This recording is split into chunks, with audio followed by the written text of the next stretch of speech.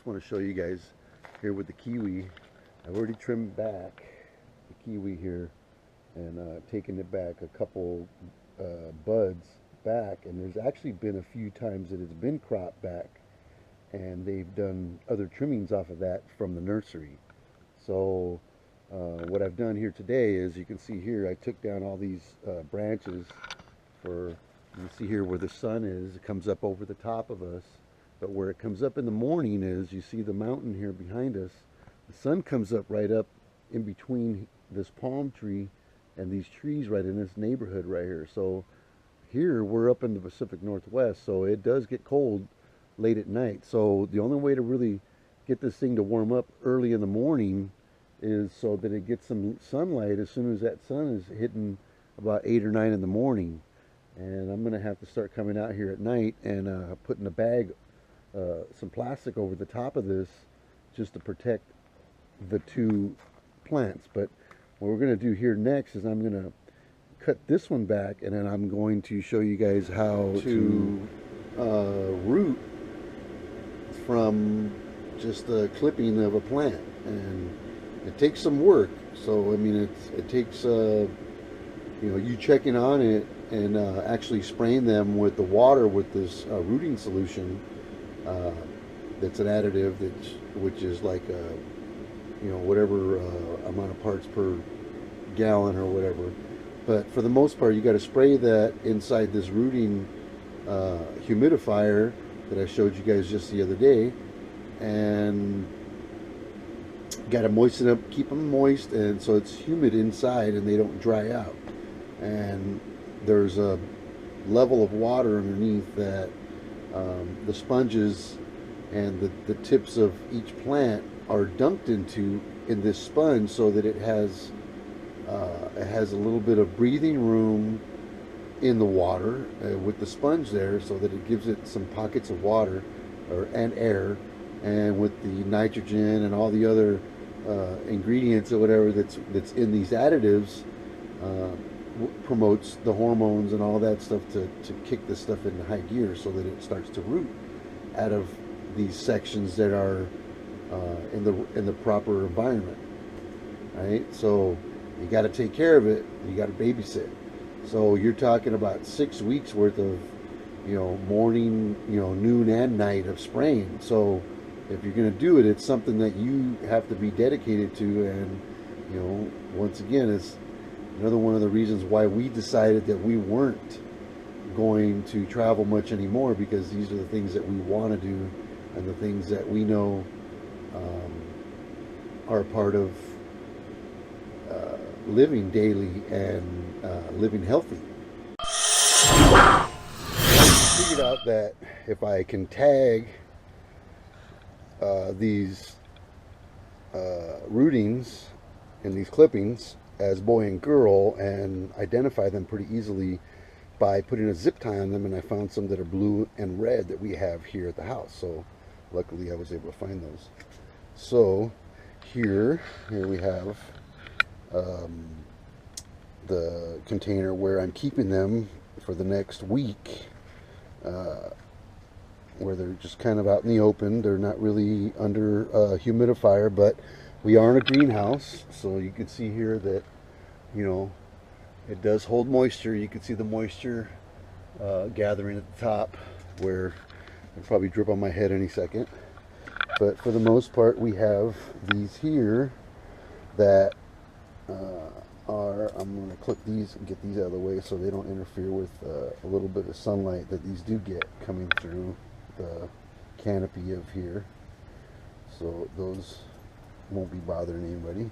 But you can see here we got blue, which are the boys, and then we have the red or pink, but we're just pretending it's pink. It looks kind of pinkish. But we have some boys and girls. They're all kind of mixed right now, because right now it doesn't matter. They're not flowering.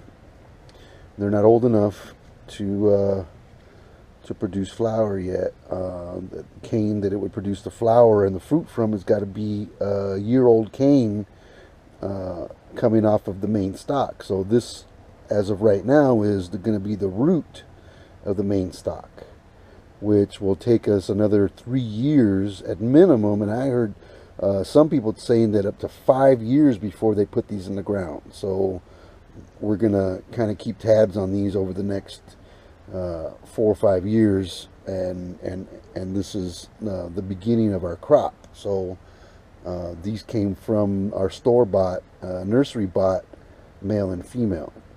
So this is what we are going to call the beginning, and I actually have to come back and I have to put some asphalt on each one of these ends, so we, like this one here, where we won't have any problems later with bugs getting into the stock itself and setting, you know, their little eggs or whatever. Alright, so get our tree seal, which is some pretty old. It's an old, very old product. It's been around for a long time, so it's stood the test of time. If they're still selling it in the hardware stores or the nursery section of your hardware store, then that means it's actually not a bad thing to use, considering it is dinosaur something or the other. Alright, I think I got them all except for this one here.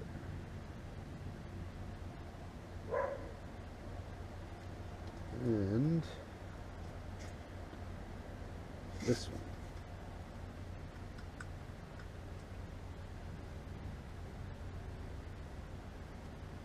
Alright, there we go.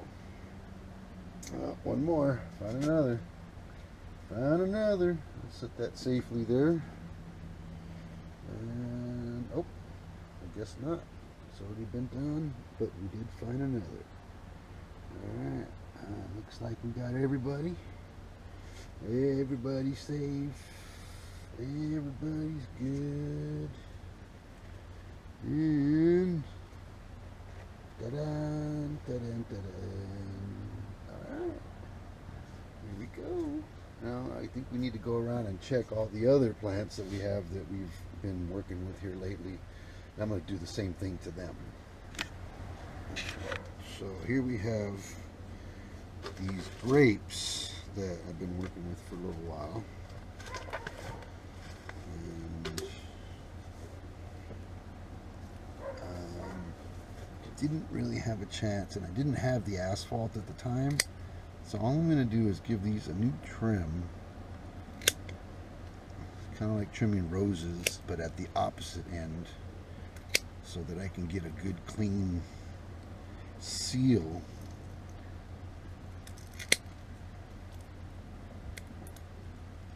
on these croppings. And I left them a little bit long in the beginning, just so that when the time came, I could do this. Alright. So now, just got to go back and top all these off with a little bit of asphalt. Tree sealer. And all this does, like I said before, is keep the bugs and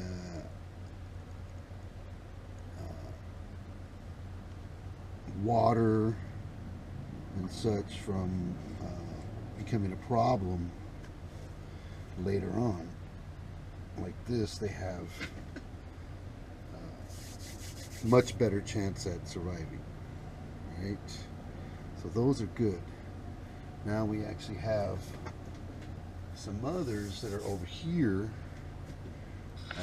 Let's see if I can get this camera in here where it won't fall over on us, but you can see here that I have some more ends that I'm going to trim back and do the exact same thing again.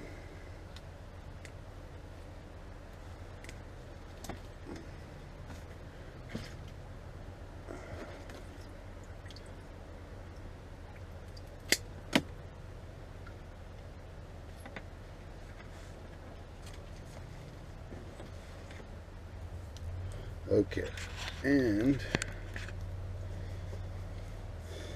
once again, a little bit of root sealer, or tree sealer on the ends. So I did catch some earlier that were out there on the actual original vine that looked really weepy, and I tried to do what I could to improve the conditions there of that too, which I'm going to go back over and go do here shortly and go touch all those up. So we'll show you those here in a minute.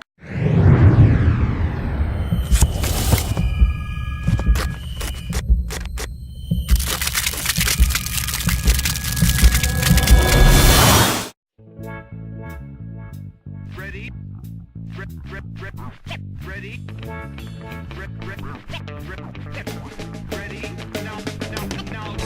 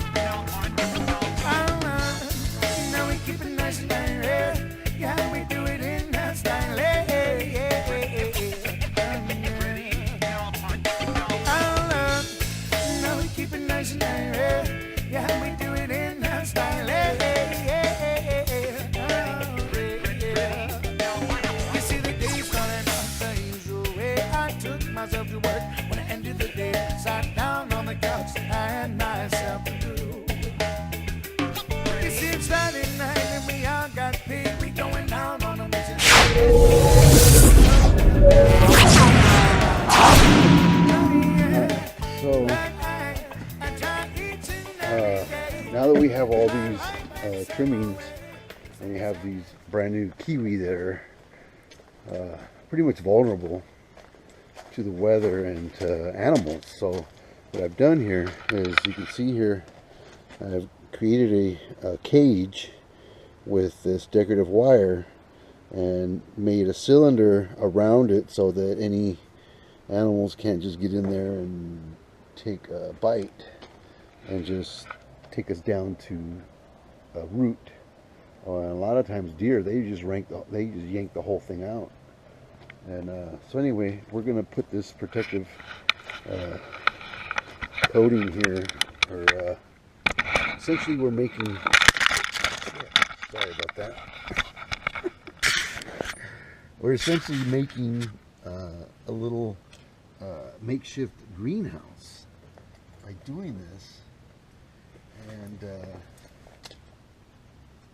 so all we do here is we're just going to poke a hole, poke another hole, and then connect it with a zip tie, and make it so that it doesn't keep coming undone. And while I'm doing that, I'll put a wire in that spot so it doesn't come free from the wire. And the whole reason I'm doing this is because when I came out this morning, temperature got pretty cold and I had frost on the leaves and on the tips of this plant, and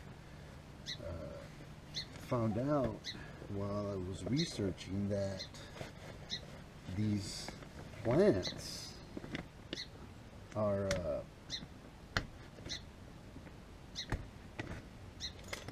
if they're exposed to too much cold, what happens is they don't damages the stalk of the plant, and then later on your fruit is what suffers. It doesn't get the same,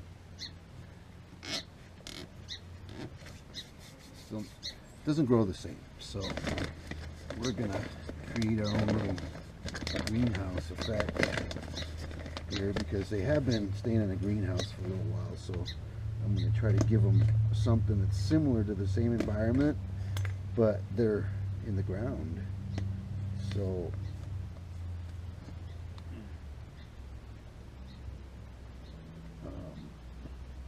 that's the difference as far as the growth goes. It'll be mostly taking up the next 3 months in the ground and concentrating on growth in its roots. So there we have it, our own little kind of a greenhouse. And now I need to secure this back to the fence, to the wall. To do that, it's pretty simple. I'm just going to pop another hole through here and through here, and then tie off right here. Bam. Let's see. Got it. All right. Now this is essentially open through the top so that it does get some rain, and we can actually fold that in a little bit and kind of create like its own little kind of a roof, but still it's got its own spot where it can catch some water coming through there. And I'm going to put another zip tie here.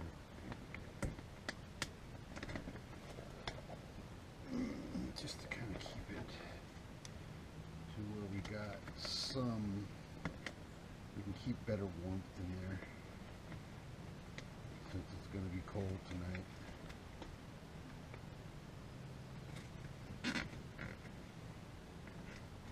There we go.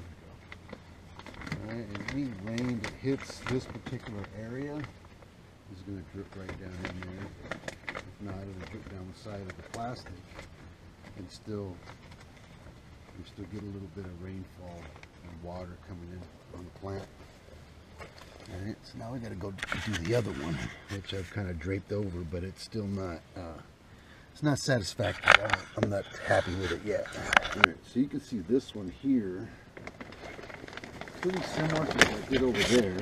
The only difference is that I got a smaller little cage here, and that's all that's for, is just to keep it so that, like I said, the deer aren't going to just stick their nose in there and come out with the whole plant out of the roots. If they nibble, they're going to nibble on just a couple leaves. It'll be good. Right? And when it comes time that it's growing, and it starts to grow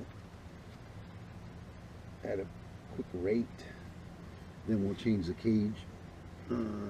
So I give it a month and I'll have to change the cage.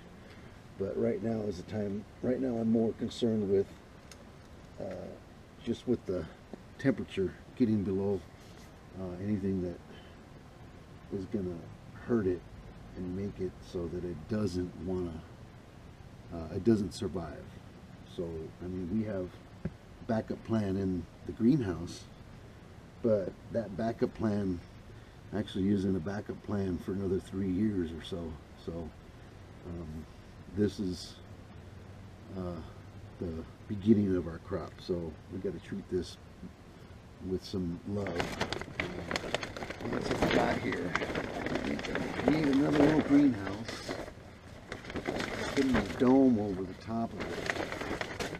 And this one's a little bit easier than the other one, because basically all I'm going to do is I'm just going to zip tie around this to kind of create a little teepee.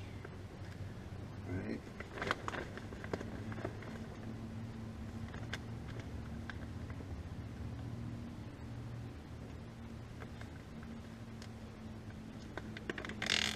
Okay, that's there.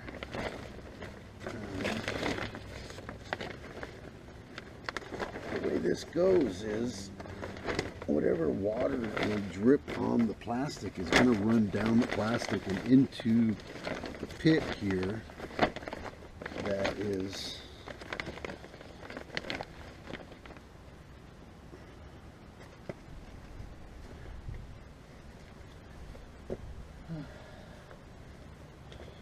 Like I said, it's going to run into the pit anyway, so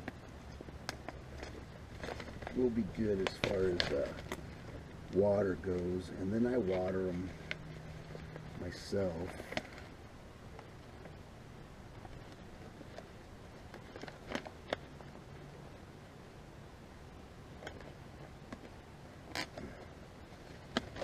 And this will keep the humidity level high in the cage, in the dome, so that get that greenhouse effect.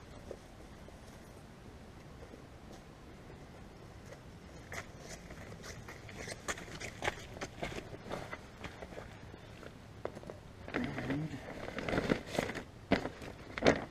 be a little creative, I guess.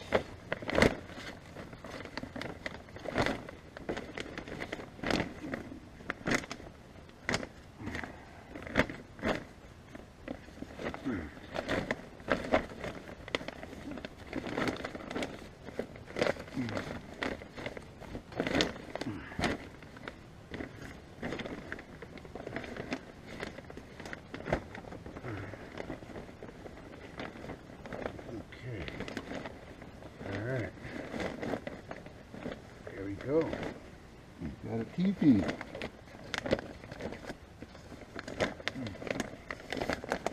Okay. And a couple more. Another little zip tie back here.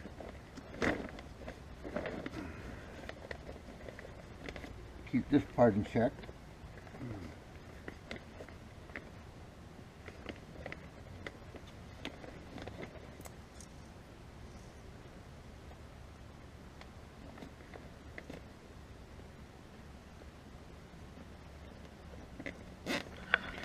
All right, so the last step here that I really hadn't mentioned is the solution here.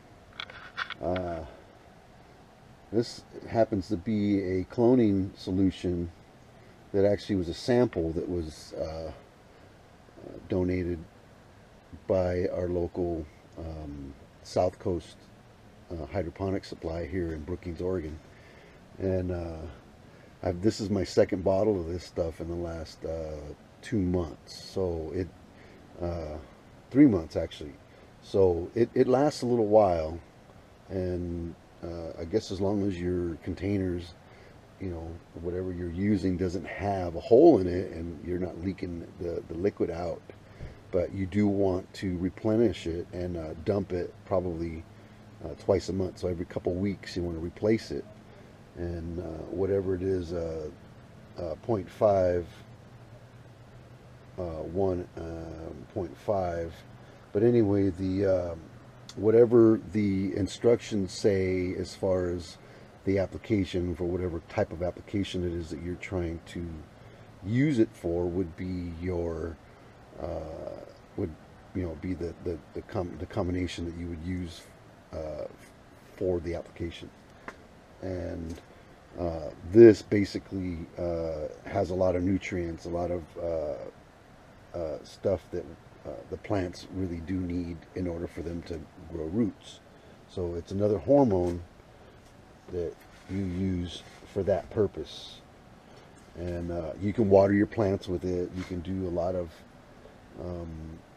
stuff with it so that your plants grow underneath, below the soil. Right? So what I'm going to do now is, because it was cold, if you look here, this is actually a really neat setup, but I got to go and buy the rollers and make myself a door that will slide and open and close the way it was designed originally.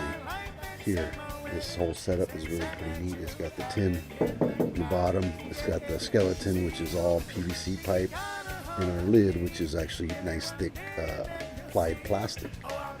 And it does pretty good at trapping in the moisture. So you see here, we got definitely does what it's supposed to.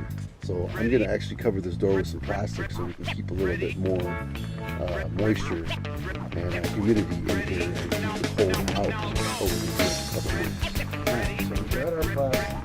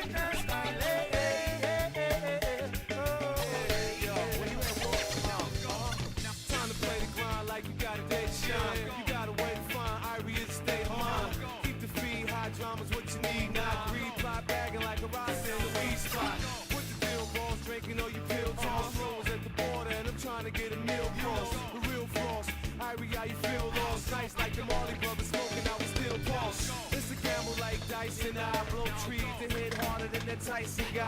Price to try, full vice supply, twice to fly, inhale till I'm nice and high. So now we have a door. And we got a little bit of ventilation here. Alright. And now we have a door. That'll keep that cold air out. And if we need anything down below, I guess we could always add one there. But for the most part, you can see it'll keep the really cold air out. And that's all we're looking for. So, humidity in, cold air out.